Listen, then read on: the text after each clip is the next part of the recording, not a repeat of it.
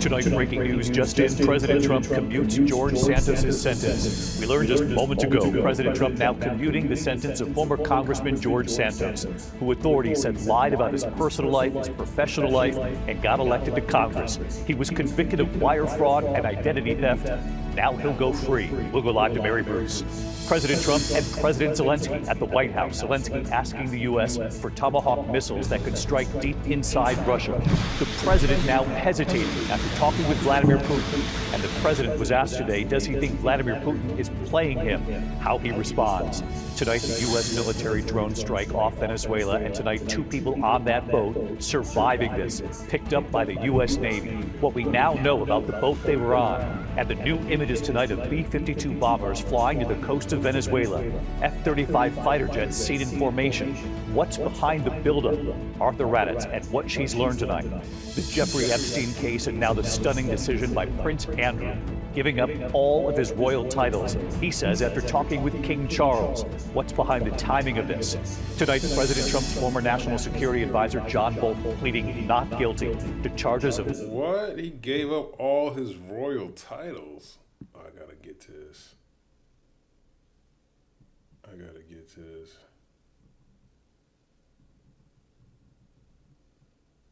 I don't care about George Santos. Shalom. I want to start off by giving all praise, honor, and glory to Yahweh, Bahashem, Yahushua, Bahashem, Rakak, Wadash. Double honors to the apostles, elders, and bishops at Great Millstone for teaching me this truth. It's your brother, Rabbi Knapp, coming out with a lesson, Lord's will satisfying to the Lord's elect. Now, I want to find out some of what he was talking about. You need to check out Multiple. He said he gave up all his royal titles. You about to give all of that up, Esau? At this high-stakes meeting at the White House. President Trump, Ukraine's President Zelensky asking for long-range Tomahawk missiles capable of being used to strike deep inside Russia. But 24 hours after President Trump spoke with Vladimir Putin, the president hesitating on giving Ukraine these missiles. And the president was asked today, does he think Vladimir Putin is playing him? Mary Bruce tonight on that story as well. Tonight, sitting with President Zelensky, President Trump sounding newly hopeful that he can end the war in Ukraine. Even though Russia has only escalated its attacks since Trump and Vladimir Putin met in Alaska. I think President Zelensky wants it done, and I think President Putin wants it done. Zelensky says Putin does not want peace at all. He traveled to Washington to ask for powerful Tomahawk missiles capable of striking deep inside Russia. Trump had seemed open to that, but yesterday in a 2-hour phone call... They're both playing you. Zelensky and Putin. Everybody you talk to is playing you. They're all going to destroy you. Putin urged Trump not to give Ukraine the weapons. And today, before the cameras, the president hedged. Hopefully we'll be able to get the war over with without thinking about tomahawks. Zelensky rocked them to sleep. Rocked them to sleep. But that's what a whore would do, though. You know, a whore would claim unity with you and then behind your back go sleep with your worst enemy. And that's what America's known to do. That's why she's called a whore. Okay? Now Zelensky probably has, but what he's gonna eventually find out is he's gonna switch on the whore too. You know, that's what I believe. You know, it's prophesied that the European nations and all of them are going to turn on the whore, but I wouldn't be surprised if he does it too. Because you can tell, man, you know, especially with the prior administration, they were feeding him the whole time. You know, he was confident that it was going to continue. But now he's flip-flopping. Oh, I'm going to give you it. Now I'm not. Now he's talking to Putin. You know, it's like it's making it, it's not someone you could trust as an ally. You know, especially during the war, you want to make sure, you know, you're getting, you know, you can trust in somebody, man. But you can't trust this devil, man. He would love to set it up where he's working with Putin and they're working together. And they split it down the middle some way, somehow. But Putin's going to rob him blind because the Lord's controlling Putin. Zelensky then put an offer on the table, suggesting the U.S. swap Tomahawks for sophisticated Ukrainian drones. The United States has Tomahawks and other missiles, very strong missiles, but they can have our thousands of drones. That's why we can work together. Trump said he'd be interested. The president now preparing for his second summit with Putin, this time in Hungary. Aren't you concerned that maybe the Russian president is trying to buy himself more time? Yeah, I am, but, you know, I've been played all my life by the best of them, and I came out really well. Mr. President, later I asked, You ain't gonna come out really well after this one, man. You are not gonna come out well after this one. It's a wrap. And when Putin sends these missiles, it's game over. You ain't gonna have a country to rule from anymore, man. All right, and the Lord's controlling him. Okay, when you read the whole book of Ezekiel the 30, well, you can just read Ezekiel the 38th chapter. I'm just gonna grab one precept out of there. But the brothers and elders at Great Millstone, they go into it all the time. So go fill your cup up, man. Ezekiel 38:4, and I will turn thee back and put hooks into thy jaws. That's talking about Russia being put back out of that Cold War mindset and coming back and making this war hot again, going after those former USSR states that he lost. Okay, that's him putting hooks into his jaws by him bringing them back out to fight. And I will bring thee forth, and he's been brought forth out of the border of Russia into Ukraine. And all thine army, horses and horsemen, all of them clothed with all sorts of armor, even a great company with bucklers and shields, all of them handling swords. Okay, and you can see his army is the nations that are aligned with him. Okay, and that pretty much goes for everyone that's not aligned with the duck. Okay, which is majority. They got all the top nations.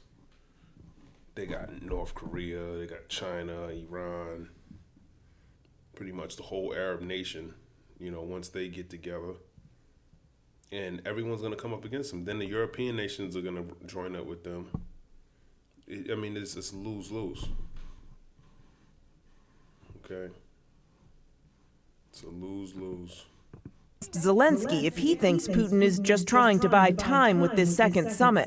I think that Russians afraid about Tomahawks, really afraid, because it's a strong weapon, and they know what we have. Leaving today, are you more or less optimistic that you are going to get those Tomahawks? I'm realistic. That's not it. Now, Trump once talked about getting Putin and... That's not what she asked you. Are you optimistic? He said he's realistic. I'm just messing around. But, you know, Putin Zelensky, you look at Ukrainian history, them Russians starved their asses under Stalin. So if you know your history, you know they can't trust them either. You know, but they ain't gonna have a choice. You're gonna be put as a rock in a hard place, man. You're gonna have to make a decision. And trusting in Babylon ain't your best decision, man. Whether you like it or not, you're gonna be destroyed either way. And Zelensky to meet together, but tonight he admits that's not likely to happen, saying his upcoming meeting with Putin in Hungary is likely to be just the two of them. David. He ain't even inviting you to the meeting. I want to hear this. I can keep going. Mary Bruce, following multiple developments tonight, and we appreciate it, Mary.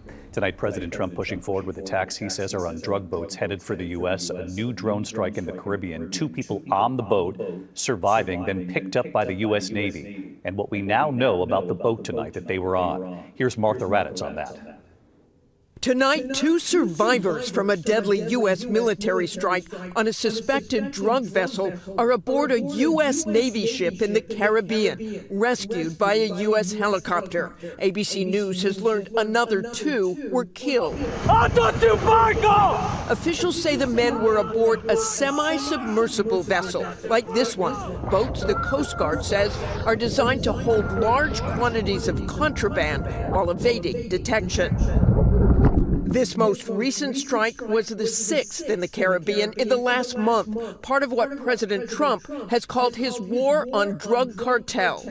This was not an innocent group of people. I don't know too many people that have submarines. The administration offering no further evidence of illegal drugs. And tonight, You call that a submarine? That shit was barely submerged in anything. If it was a submarine, you shouldn't be able to see it sticking out of the water. Why would it be doing that? That's weird, man. Another thing is like, you know, as far as this drug cartel, you making billions of dollars, $80 billion a year, you still operating it by, it doesn't make any sense that you're still operating things like that by manpower. U.S. releasing new images of B-52 bombers flying what it calls a demonstration mission near the coast of Venezuela. F-35 fighter jets seen in formation. President Trump has also said he has authorized covert CIA missions inside Venezuela. Venezuelan President Nicolas Maduro taking note, saying never in the history of the CIA has a government publicly admitted to sending agents to other countries.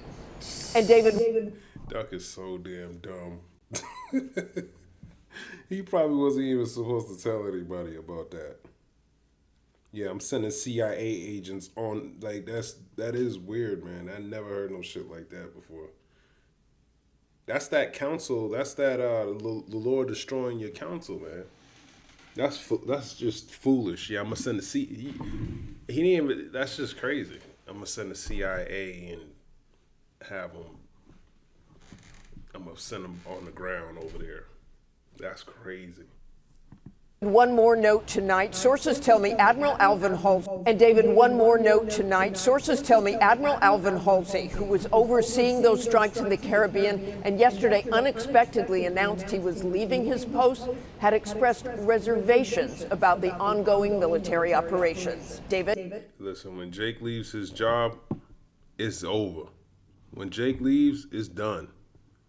It's done, man. That says a lot about what's going on in Venezuela. Probably some crooked shit. Jake can only take so much, man. He can only take so much. He's like, you know what? You go do your own thing, man. I'm not gonna be part of your wicked ass schemes, man. That's the devil for you, man. You can't work for this devil. He was like, let me get the hell up out of here. 2 Corinthians 2, verse 11. Lest Satan should get advantage of us, for we are not ignorant of his devices. He knows this is the devil, man. I can only imagine what he knows.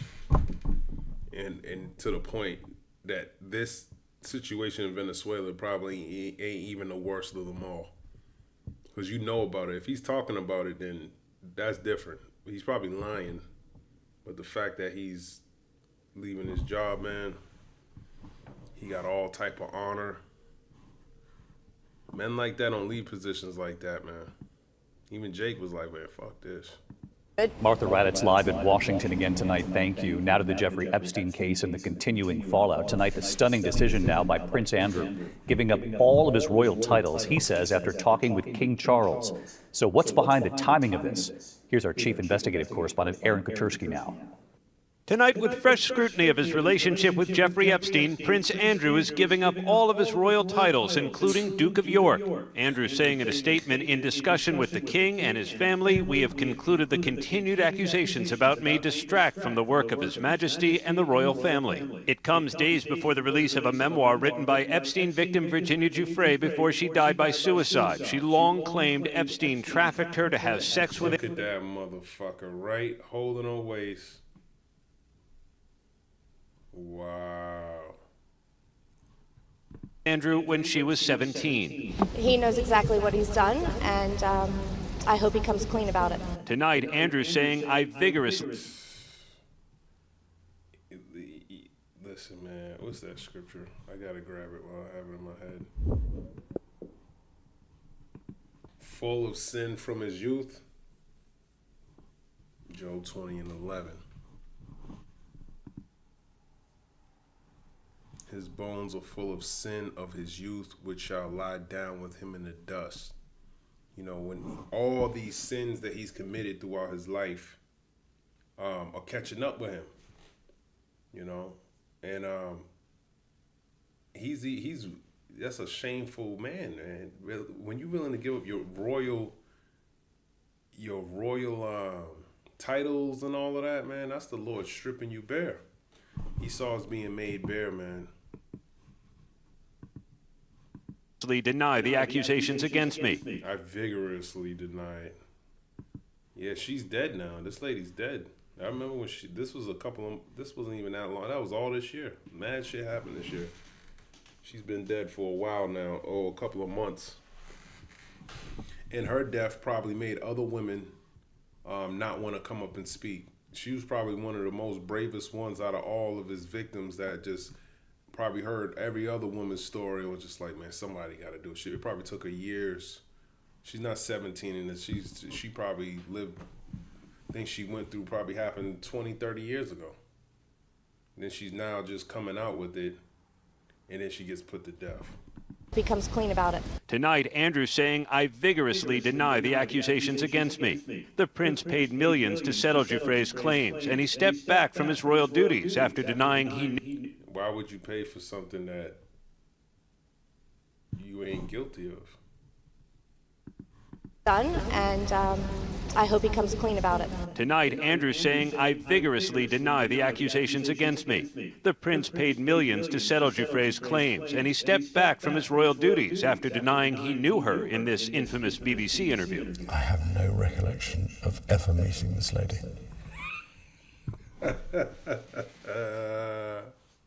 You don't even look like you can't even lie, man. Damn, look at the face of a liar, man. And that's the Lord exposing you, man. He got all the tapes on you. He just, oh, man, this is a disgrace. What's royal about this? It's disgusting. Absolutely disgusting. Scum of the earth. None whatsoever. You don't remember meeting her? No. Tonight, there are new questions. You just saw a whole video of you holding her waist. Now you got amnesia. Crazy. Recently published emails show Andrew's friendship with Epstein lasted longer than he claimed, and sources tell ABC. Lie after lie after lie. Just full of lies, man. News, there are additional emails in the Epstein files that could embarrass him. We're told. Additional emails that could embarrass him. This is shameful glory, man. Even if you try to take your titles away and walk away, you still screwed. Because in all actuality, Epstein's not the one that need to be exposed on whoever's on the list, man. That's nothing. That's small shit, man. The shit that they're doing. They're the wicked. They're supposed to be doing that. But the fact that they did it to Israel, that's why you're gonna be destroyed. You're gonna be destroyed because these things that you've done to the people on that list is the same thing you've done to Lord's people. They're nasty MFers. Okay? They're nasty MFers. Tells you in the book of Psalms. I gotta grab it.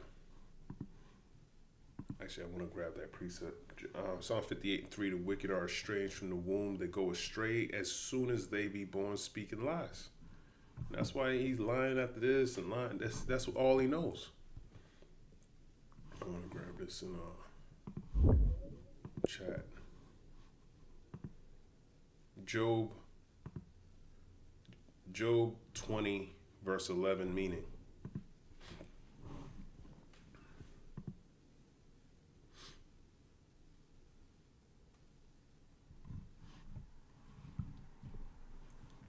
His bones are full of the sin of his youth, which shall lie down with him in the dust. The verse is part of Zophar's second speech, where he describes the fate of the wicked man. He claims that even though a sinner may appear strong and prosperous, his wickedness remains within him and will bring him to destruction and death. His bones are full of sin of his youth. This symbolizes that the man's sinful nature and actions are deeply rooted within him. Not just outward acts, but inward corruption that has become part of him in his bones. It means his sins are not forgotten or erased. They are ingrained into his very being. It could also reflect the idea that the consequences of youthful sin, lust, greed, and pride remain and affect him throughout his life. And that's exactly what it's talking about. Your lust, your greed, and your pride, they're catching up with you, man. They caught up with you. You think you're old now, and you know, now your legacy is tainted. Okay, it's like you are part of a royal family. You're a stain on the name of that royal line. The fact that you're even a part of it, it's absolutely disgusting. It shows like, damn, that's what your family, you know. This is why when we get into the kingdom, there ain't gonna be anybody that has a kid like this. This is a disgrace to a royal family. Absolute disgrace. Bring shame upon your family. Okay? Even though they're all wicked, they all have done things, especially to the nation of Israel. Robbed, stolen. They're not even native to Europe. Okay, these are the Edomites we're talking about, man. Going back to Caesar Borgia and all of that, man. They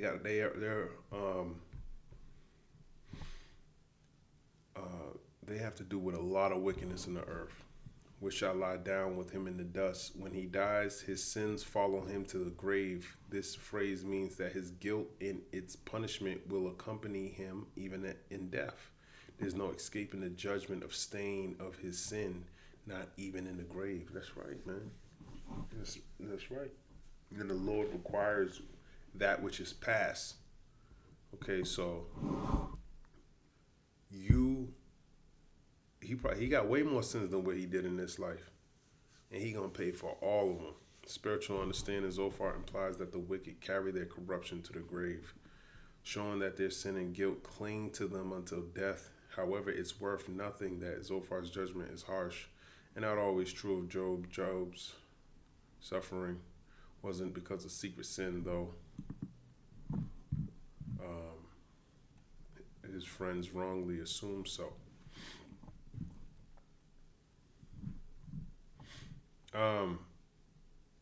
Yeah. He shall lie down with them in the dust, right? You're gonna lie down with them in the dust, man. Your sins are gonna follow you. Okay? All the way up to the point where you'll be destroyed in the time to come when you're in captivity. You have to pay for your sins, man.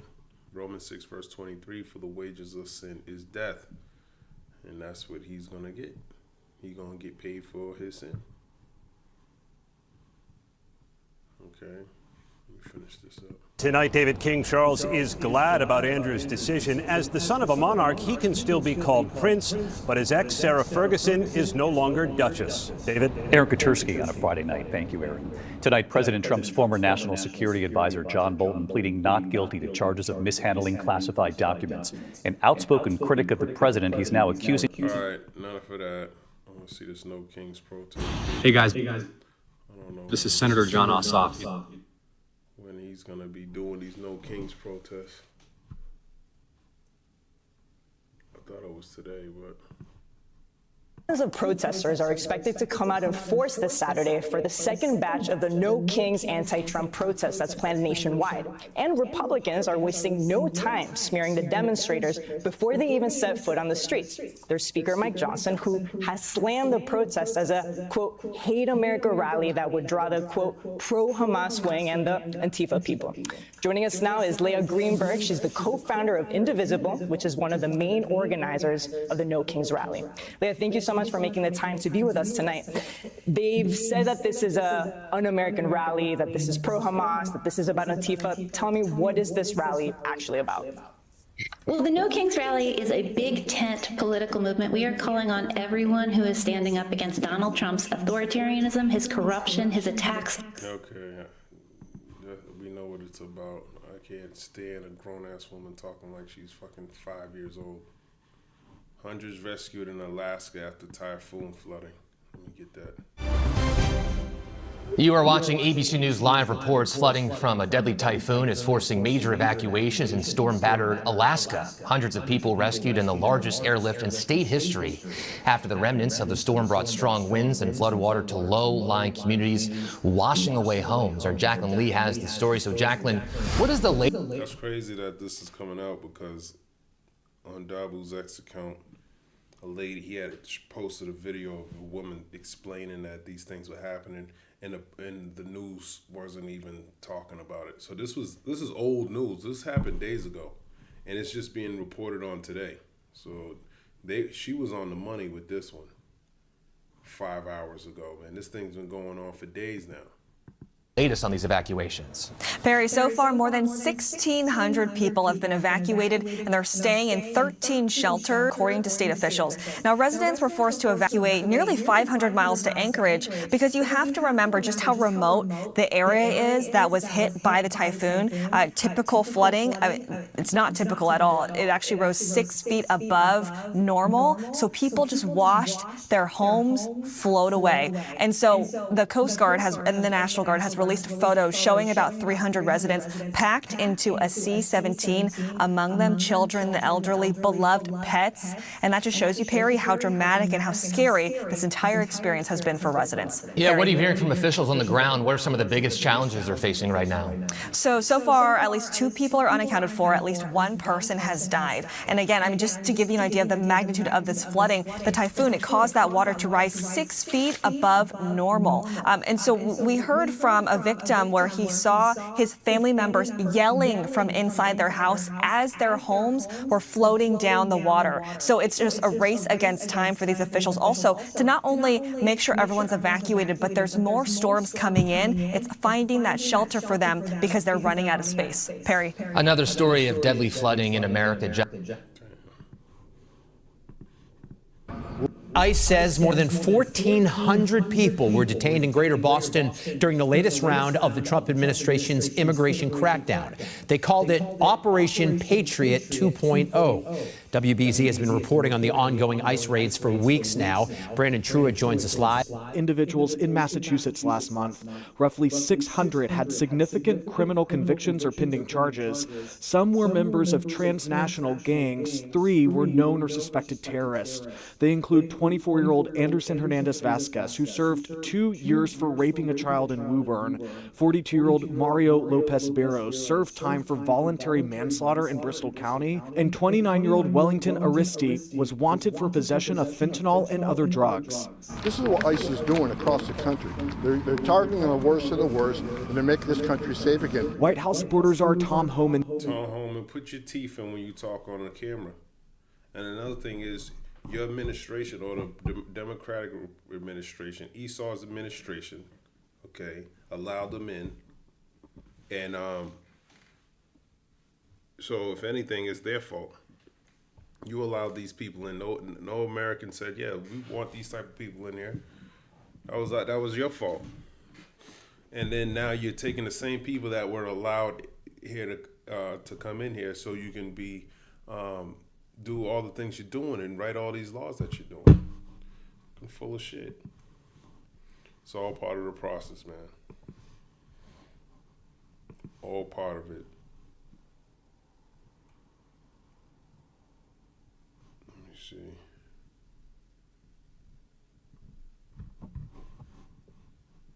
This dude's full of crap. GOP tries to brand anti-Trump No Kings protests as un-American. It's un-American when you come up against them. President Duck commutes the prison sentence of George Santos. Trump rejects Zelensky on Tomahawk missiles. U.S. captures 2 survivors. Yeah, but what did they say? We attacked a submarine that was a drug-carrying submarine built specifically for the transportation of massive amounts of drugs, the president told reporters at the White House. Now, I did see submarines like that. That's not the first time a submarine like that has been,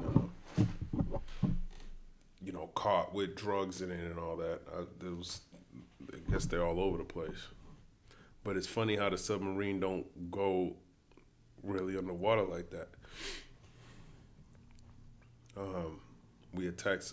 It says this was not an innocent group of people. I don't know too many people who have submarines, and that was an attack on a drug carrier loaded submarine.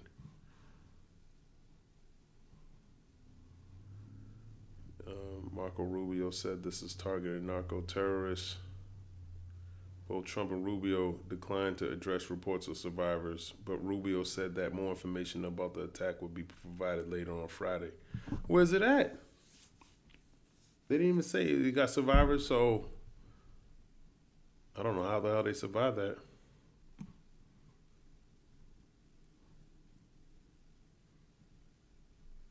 It's not saying anything about it. I don't know. I don't know how the hell you survive that. Trump asked Supreme Court to allow deployment of National Guard in Illinois.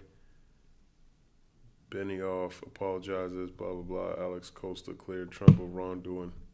In the Epstein case, Politico, Republicans on the House Oversight and Government Reform Committee took a victory lap Friday after releasing a transcript of their recent interview with the former U.S. Attorney Alex Costa regarding Jeffrey Epstein, saying it provides evidence President Donald Duck was not involved in the case against the late convicted sex offender. Acosta never talked to Donald Duck about Epstein. The Republican majority of the Oversight Committee said in a post on X, attaching a screen of Acosta's interview from September, not in person, not on the phone, not over email. So they trying to get Duck out of that situation, but it's still same with his sins, man. Going back to Job 20 and 11. His bones are full of sin of his youth, which shall lie down with him in the dust. Okay, whether he gets exposed of it in this lifetime or not, the Lord has a record of what he's done, and he's going to pay for it. Jeffrey Epstein and everybody else that's involved in that wickedness. And Yasharala is going to be the one to get you. Okay, Psalms 149. Israel invoked to praise the Lord. Praise ye the Lord, Yahweh Ba'ashem Yahushai. Sing unto the Lord a new song, and his praise in the congregation of saints. Let Israel rejoice in him that made him. Let the children of Zion be joyful in their king, which is Yahweh Ba'ashem, which is Yahushai. Okay, but starting with the Most High through his son, not the duck. Let them praise his name in the dance. Let them sing praises unto him with the timbrel and harp. For the Lord, Yahweh Ba'ashem Yahushai, taketh pleasure in his people. He will beautify the meek with salvation. The meek's talking about the elect in Matthew the 5th chapter. Okay. That's who that's talking about. Matthew 5 and 1. And seeing the multitudes, he went up into a mountain, and when he was set, his disciples came unto him. Okay, so this is Yahushua. And he opened his mouth and taught them, saying, Blessed are the poor in spirit, for theirs is the kingdom of heaven. Blessed are they that mourn, for they shall be comforted. Blessed are the meek, for they shall inherit the earth. Blessed are they which do hunger and thirst after righteousness, for they shall be filled. Blessed are the merciful, for they shall obtain mercy. Blessed are the pure in heart, for they shall see God. Blessed are the peacemakers, for they shall be called the children of God. Blessed are they which are persecuted for righteousness' sake, for theirs is the kingdom of heaven. Blessed are ye when men shall revile you and persecute you, and shall say all manner of evil against you falsely for my sake.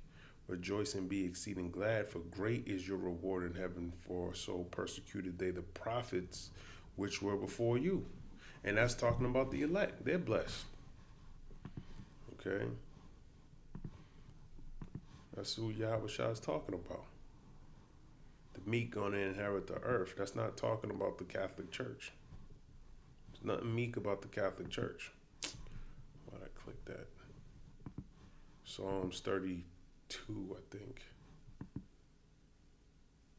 Psalms 32 in verse 1, a Psalm of David.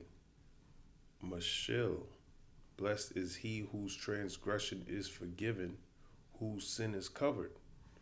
Blessed is the man unto whom the Lord imputeth not iniquity, and in whose spirit there is no guile. And that's talking about the elect too. Okay. So he will beautify the meek with salvation. This is talking about the elect. Okay, those who get the victory over the beast. That's what I was talking about. Revelation 15:2. And I saw as it were a sea of glass mingled with fire, and them that had gotten the victory over the beast, and over his image, and over his mark, and over the number of his name, stand on the sea of glass, having the harps of God. So that's talking about the elect. Psalms 149:5. Let the saints be joyful in glory. Let them sing aloud upon their beds. And the saints of the Israelites, according to Psalms 50:5. Okay. And this is talking about when we're in the kingdom. Psalms 50:5. Gather my saints together unto me, those who have made a covenant with me by sacrifice. And ultimately, Israel are the saints. The Israelites are saints. We're the ones who took, we're the ones who made a covenant with the Lord by sacrifice. Okay, this didn't happen with any other nation. He tells you that in Psalms 148. Let me grab it. Psalms 148:13. Let them praise the name of the Lord, for his name alone is excellent. His glory is above the earth in heaven. He exalted the horn of his people, the praise of all his saints, even of the children of Israel, all people near unto him. Praise ye the Lord. Okay, actually, no, I'm looking for Psalms 147:19. He showeth his word unto Jacob, his statutes and his judgments unto Israel. He have not dealt so with any nation. And as for his judgments, they have not known them. Praise ye the Lord. So that's talking about the nation of Israel. No other nation knows about, was given that covenant. Okay, they don't know the judgments like Israel had to go through, but they will in the kingdom to come. Psalms 149:6. Let the high praises of the heavenly Father be in their mouth, and a two-edged sword in their hand, to execute vengeance upon the heathen, which are you other nations, and punishments upon the people, which are you heathen, to bind their kings with chains and their nobles with fetters of iron. That king, that royal king, he needs to be locked up. And no one's going to be able to do that except for who? Yasharallah, to execute upon them the judgment written, this honor have all his saints, praise ye the Lord. So this is our honor. It's going to be an honorable duty to do this to the heathen, even though they deserve it. Revelation 13:9. If any man have an ear, let him hear. He that leadeth into captivity shall go into captivity. And Esau, Edom led you so-called Negroes, Latinos, and Native Americans into captivity. He that killeth with the sword must be killed with the sword, and that's Esau's blessing. When you go to Genesis, the 25th chapter, actually it's the 27th chapter, and it's talking about Esau's sword. Genesis 27:41, and Esau, no, is it? No. Esau, Genesis 27:40. And by thy sword shalt thou live, and shalt serve thy brother, and it shall come to pass when thou have the dominion that thou shalt break his yoke from off thy neck. Okay, so by the sword shalt thou live. Okay, so he was the one who was given the sword, and he killed with it. That's how he has everything he has. Thief cometh not but to steal, kill, and destroy. And that's what he's been doing with his blessing. Here is the patience and the faith of the saints, okay, to put you into captivity. This is what we're patiently waiting for, Esau. Okay, we're suffering these things, all your wickedness. We got to be long-suffering like our Lord, so we can endure it, and then we can do you the way you need to be done, okay, which is judgment. Justice, things that you don't practice, that's what's going to happen to you. It's the book of Matthew, chapter 20.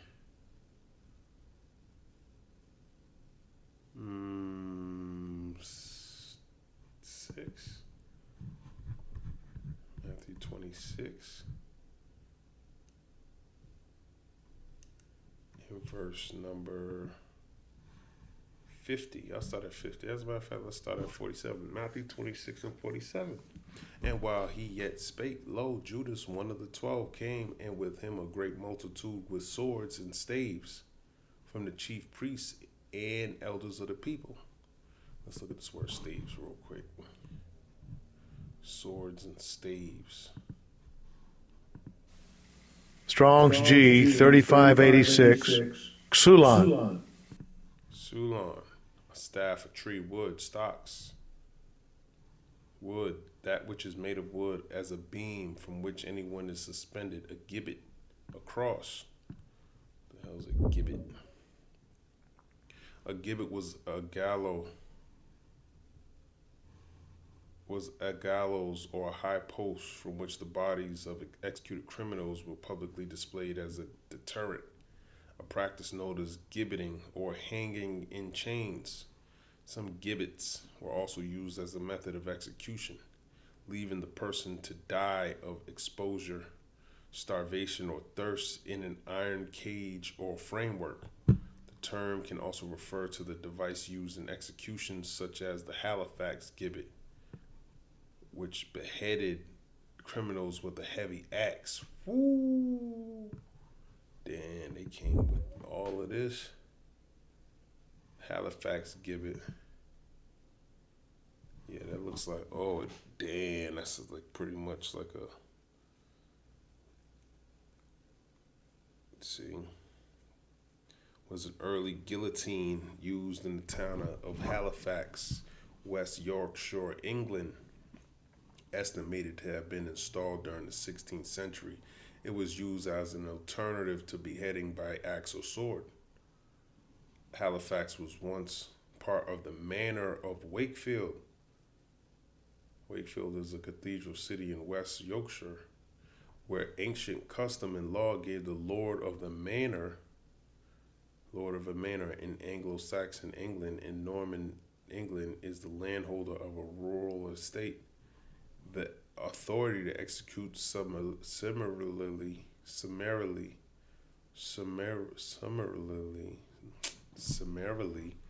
by decapitation any thief caught with stolen goods to the value of 13.5 D. D, the British pre-decimal penny, was a denomination of sterling coinage worth 1/240 of 1 pound of 1/12 of 1 shilling. Its symbol was D from the Roman denarius. It was a continuation of the earlier English penny. In Scotland, it had some monetary value as 1 pre-1707 Scottish shilling, or more equivalent to 10 pounds in 2023, or who confessed to having stolen goods of at least that value. Decapitation was a fairly common method of execution in England, but Halifax was unusual in 2 respects. It employed a guillotine-like machine that appears to have been unique in the country, and it continued to decapitate petty criminals until the mid-17th century.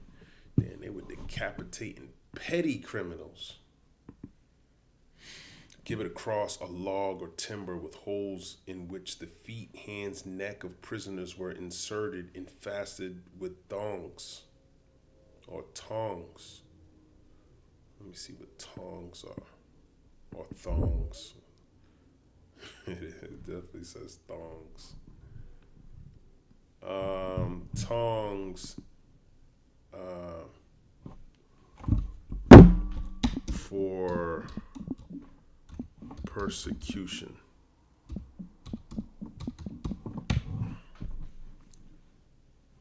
Images. You're just showing me thongs, man. I don't know what it's saying here.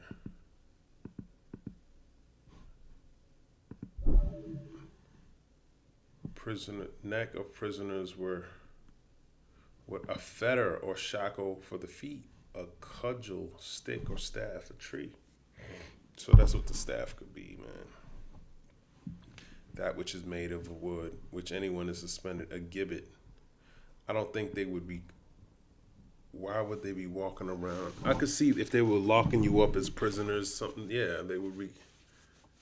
Could be a gibbet, maybe to execute you. But he wasn't supposed to be executed that way, so I don't see why they would be bringing a gibbet.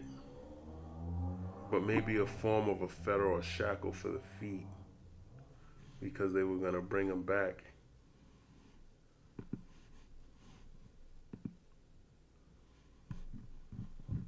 Anyways, Matthew 26, verse 48. Now he that betrayed him gave them a sign, saying, whomsoever I shall kiss, that same is he. Hold him fast. Hold him fast. Criteo. To have power, be powerful, to get possession of, to become master of, to obtain, to lay hands on one in order to get him into one's power, to hold in check, to hold fast, not to discard or let go, restrain.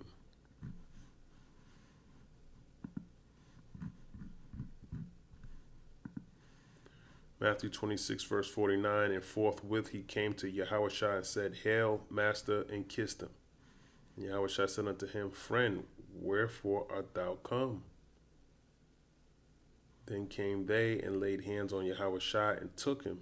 And behold, one of them which were with Yahushua stretched out his hand and drew his sword and struck a servant of the high priest and smote off his ear. Then said Yahushua unto him, Put up again thy sword into his place, for all they that take the sword shall perish with the sword. So, Esau, I'm bringing this out because your blessing was a curse. Okay? For all they that take the sword shall perish with the sword. That's so you took the sword, you're going to perish with the sword. Okay? This is red letter. This is from the Lord. All they that take the sword shall perish with the sword. Thinkest thou that I cannot now pray to my Father, and he shall presently give me more than 12 legions of angels? So he could have did you dirty then, Esau. Okay, but he had to fulfill the will of the Lord. But how then shall the scriptures be fulfilled that thus it must be? It must be that he died that way. Okay, so in all actuality, he destroyed you by just being obedient unto death. Okay, you couldn't make him go off. Okay, so with him being in the example, we're going to be doing the same thing. We're going to be coming in that same type of mindset to be obedient unto death. Okay, and the Lord's going to fight for us. Matthew 26, verse 55. In that same hour said Yahushua to the multitudes, Are ye come out as against a thief with swords and staves for to take me? So I'm thinking this word staves. It could be those guillotines if they were killing people for petty crimes, but it might have been some type of a yoke or some type of restraint for them. For to take me, I sat daily with you teaching in the temple, and ye lay no hold on me. Yeah, I sat daily with you teaching in the temple. So the Lord, this is what he was doing, man. He was working. He was working, man. He wasn't fooling around, man. You know, he was putting in the work. Matthew 26, verse 56. But all this was done that the scriptures of the prophets might be fulfilled. Then all the disciples forsook him and fled. All the scriptures of the prophets might be fulfilled. Then all the disciples forsook him and fled. Let's look at this word forsook.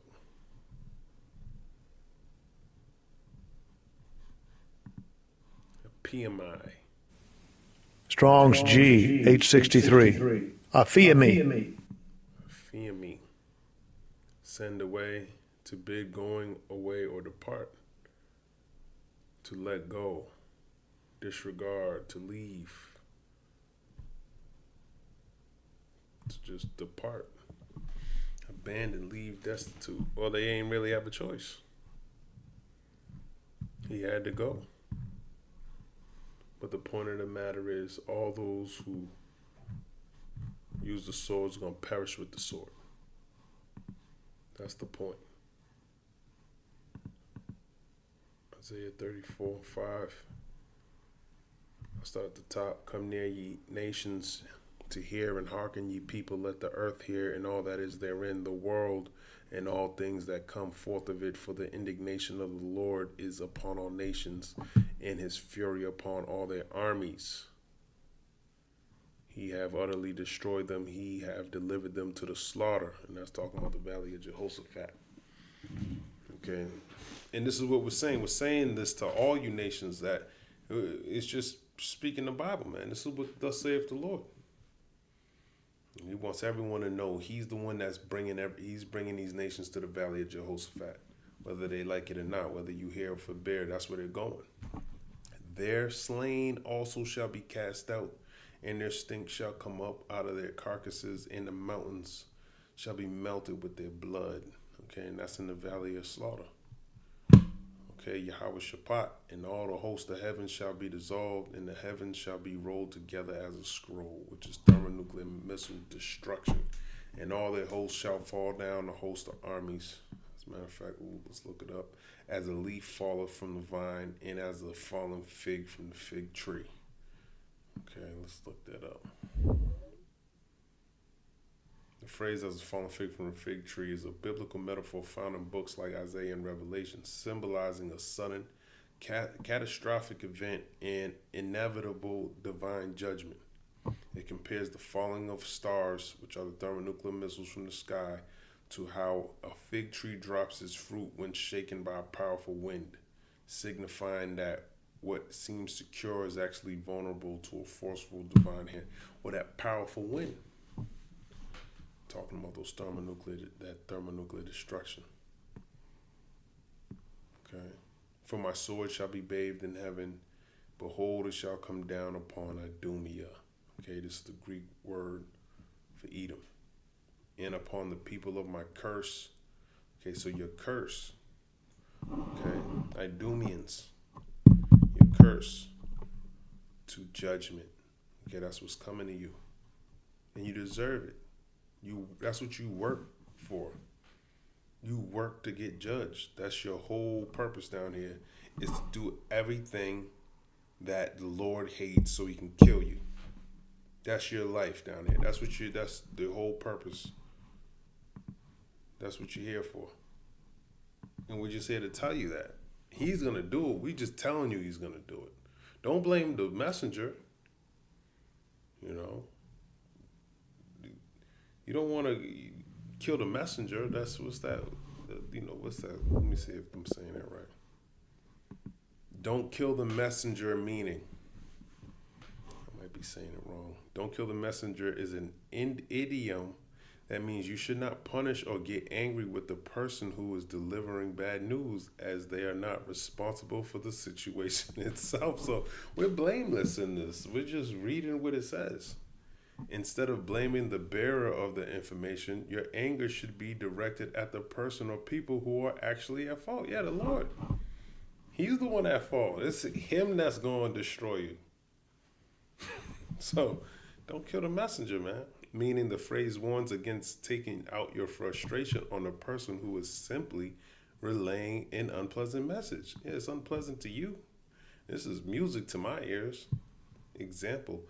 If you are told you didn't get a job, you shouldn't yell at the person who called you with the rejection. The rejection came from the hiring committee, not the person who made the phone call. That's right. That's right, man. Don't be mad at us. We're doing the work. Someone had to tell you it. Psalm 75:1. God abases the proud, but exalts the righteous. To the chief musician, Altashith, a psalm or song of Asaph. Unto thee, O God, do we give thanks. Unto thee do we give thanks, for that thy name is near, thy wondrous works declare. And that's what we're doing. We're declaring his wondrous works before they happen. When I shall receive the congregation, I will judge it brightly. The earth and all the inhabitants thereof are dissolved. I bear up the pillars of it. Selah. I said unto the fools, deal not foolishly, and to the wicked, lift not up the horn. And this is what we lifting up your horn is exalting yourself in your power. Okay, deal not foolishly. The fool has said in his heart that there is no God. Okay, you should have been operating under the law, statutes, and commandments. But you thought the Lord was such as yourself. Meaning you truly believed that you were those people. You started to believe your own lie. What's that? Psalms 55. And is it 55?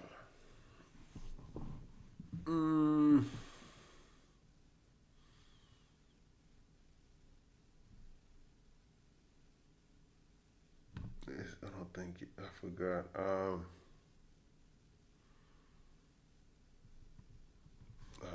forgot what it was. Let me find it.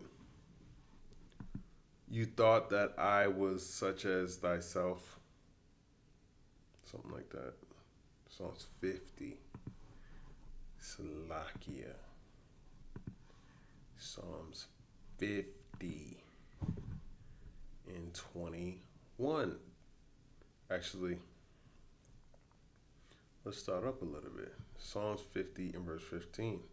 And call upon me in the day of trouble, I will deliver thee, and thou shalt glorify me.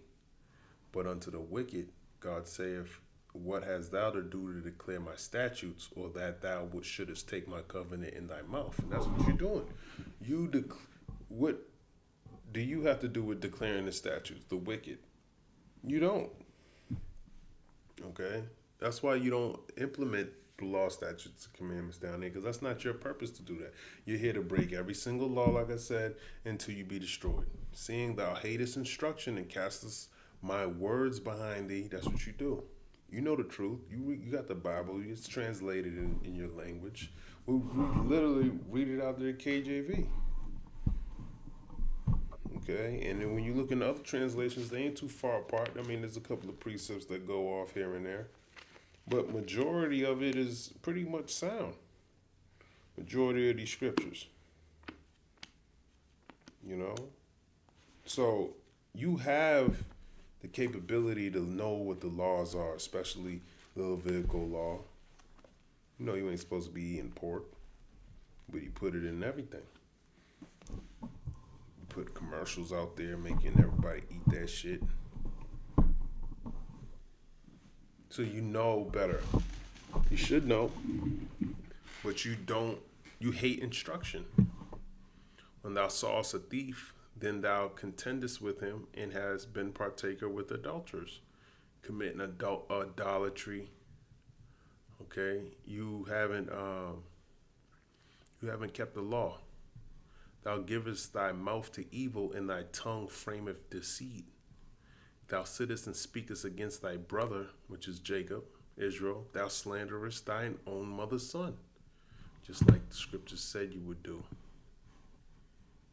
Okay, what's that? Revelation, the 12th chapter, where it says you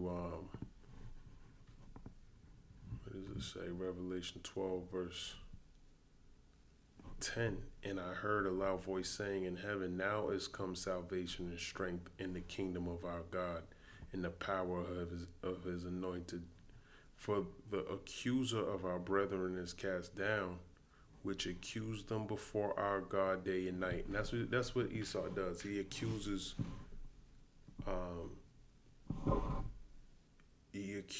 you, so-called Negroes, Latinos, and Native Americans, to the Heavenly Father to kill you for breaking his laws. Day and night. He's probably has a whole team that consistently puts up curses all the time, man. On the elect, on just every Israelite. I see witches all the time, especially here in Massachusetts. They put curses just on the street. They'll just walk, they'll do it as a group too, and put a bunch of curses just on the street alone. They'll curse the street, hoping that it gets your ass.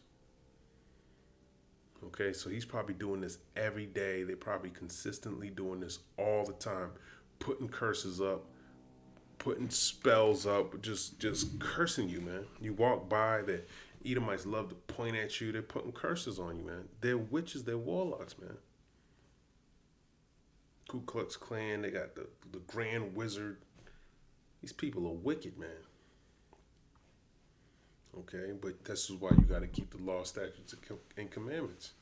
The Lord's dealing with you. These devils can't do nothing.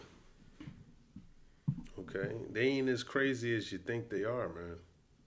There's order down here in the earth, man, and the Lord's showing you the rules of the game. You don't want to follow it? Destroy his ass. He gonna let you be destroyed. Very simple. Psalms 50 verse 22. Now consider this, ye that forget God, lest I tear you in pieces, and there be none to deliver. Whoso offereth praise glorifieth me, and to him that ordereth his conversation aright will I show the salvation of God. Okay, so you got to order your conversation. Let's look at this word conversation.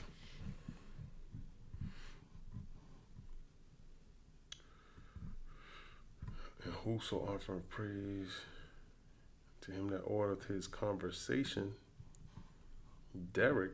Strong's H, 1870. Derech. Derech. Manner. Going into your behavior, of course of life, of moral character. Way, road, distance, journey, manner, roadway, path, journey, direction. You got to get that right, man. All right? Or you're going to be destroyed. Long story short, Psalm 75 and 5. Lift not up your horn on high, speak not with a stiff neck. For promotion cometh neither from the east, nor from the west, nor from the south. But God is the judge. He putteth down one and setteth up another. For in the hand of the Lord there is a cup, and the wine is red. It is full of mixture, and he poureth out of the same. But the dregs thereof, all the wicked of the earth, shall wring them out and drink them. But I will declare forever, I will sing praises to the God of Jacob. All the horns of the wicked also will I cut off, but the horns of the righteous shall be exalted. So don't blame the messenger. Blame the person that's bringing it. The Lord said he's the judge, man. Okay? He's the judge.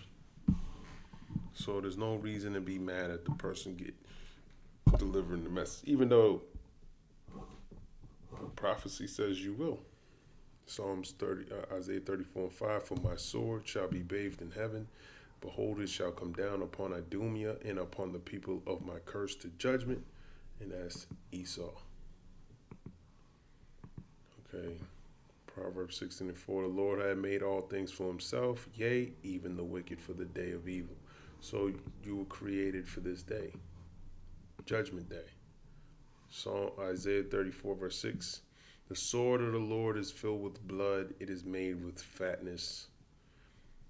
In the blood of lambs and goats, in the fat of the kidneys of rams. For the Lord have a sacrifice in Basra and a great slaughter in the land of Idumea. And that's here in America. Okay.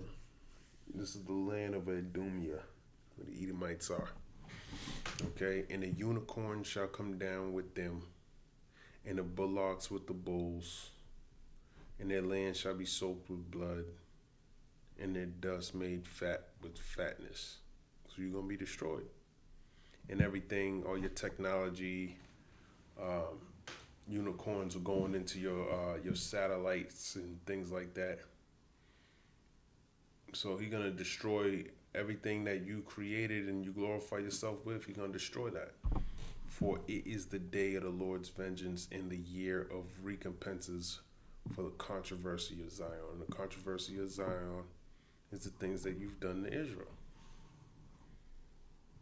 Okay, so that's how he gonna recompense you. That's how he gonna pay you back. Okay. And the streams thereof shall be turned into pitch, and the dust thereof into brimstone, and the land thereof shall become burning pitch. Let's see if I can look at that. It's a nice little picture. That's what it's gonna turn into. Burning pitch, man. Right, so he's gonna destroy your land. It shall not be quenched night nor day. The smoke thereof shall go up forever. From generation to generation it shall lie waste. None shall pass through it forever and ever. So let's talk about America. Now, just to get all the confusion out, when it says ever, forever and ever, it just means a long time. It's going to be a long time. And the precept for that is the book of Jude.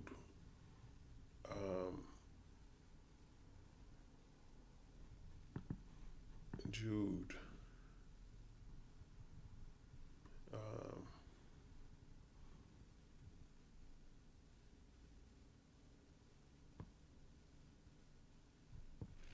Where is it?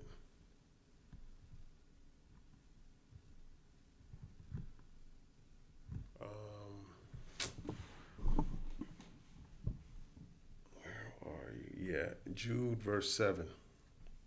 I'll start at 6. And the angels which kept not their first estate, but left their own habitation, he have reserved in everlasting chains under darkness until the judgment of the great day. And that's talking about the elect being in these, or Israel being in these bodies. These everlasting chains of darkness are these fleshly bodies, leaving our first estate when we were the sons of God in the beginning, in Genesis. Okay, but now, according to Psalms 82 and 6, we should die like men because of our sin. Psalms 82 verse 6, I have said ye are gods, and all of you are children of the Most High, but ye shall die like men and fall like one of the princes. Okay, so and that's why we're in the state that we're in, because we've been put in these chains of darkness, where we're prone to sin, and sin leads to death. Jude verse 7, even as Sodom and Gomorrah and the cities about them in like manner, giving themselves over to fornication and going after strange flesh, are set forth for an example, suffering the vengeance of eternal fire. Okay, so Sodom and Gomorrah, it says eternal fire, so shouldn't it be burning still to this day? Where do you see in the world a place that's continually burning? It's not. But did it suffer judgment? It did.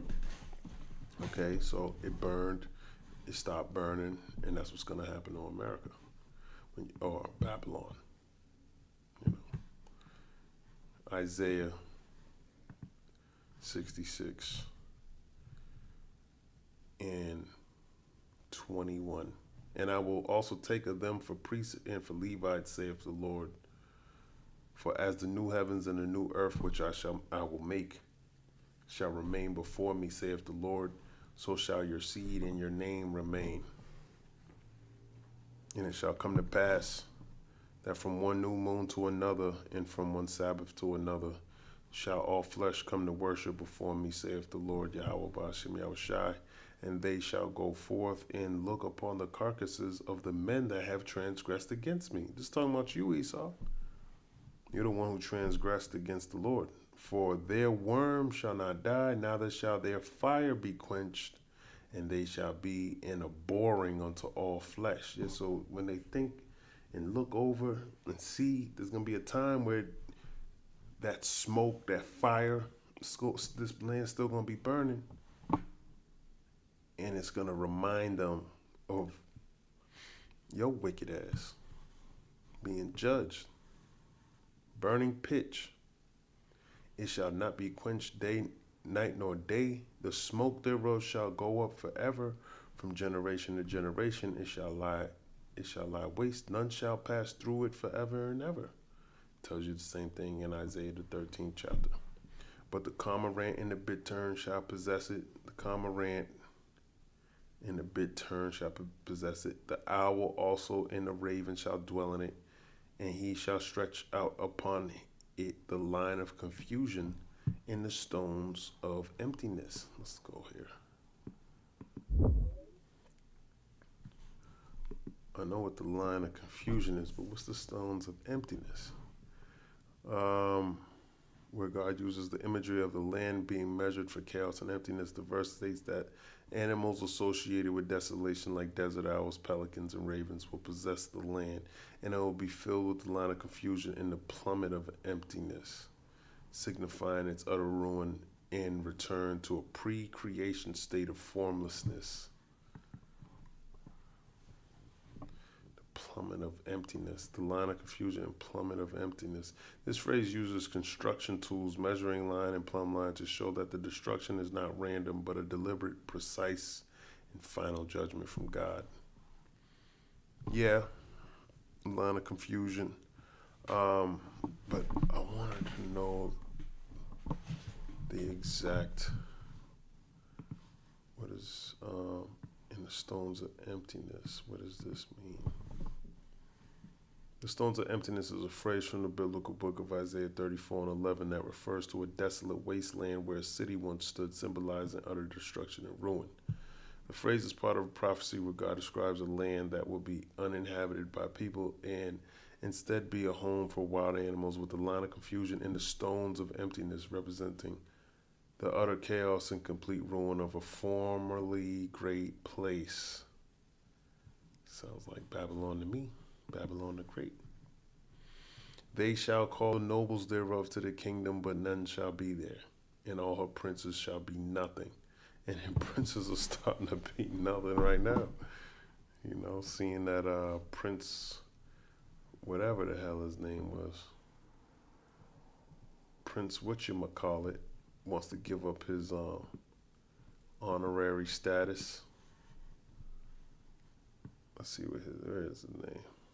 Prince Andrew gives up his royal titles. Okay. So we can see that taking place too.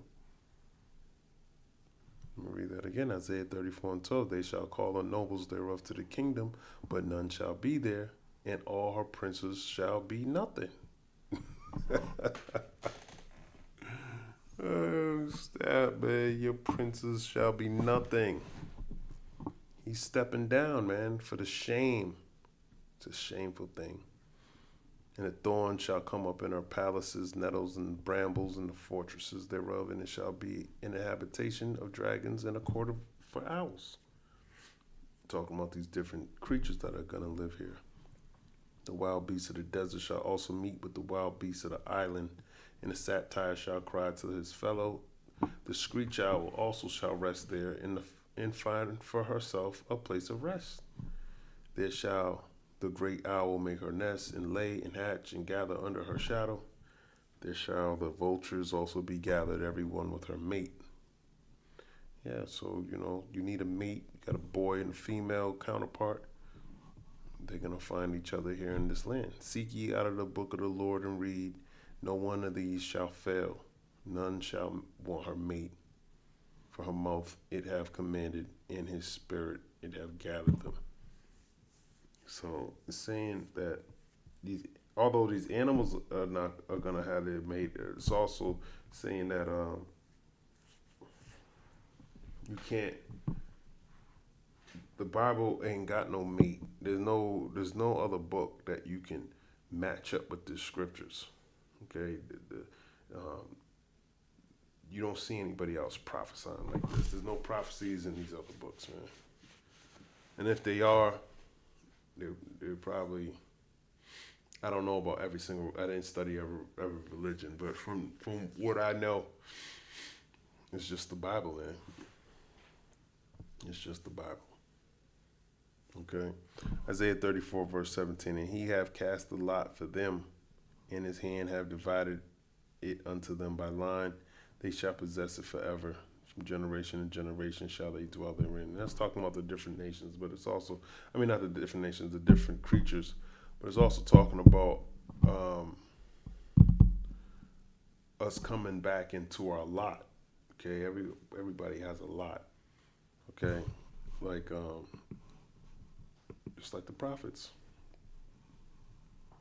All right, and we all in our lot. 1 Corinthians 14 verse 32. And the spirits of the prophets are subject to the prophets. And I'm gonna end it here. Lord's will, this was edifying. Shalom.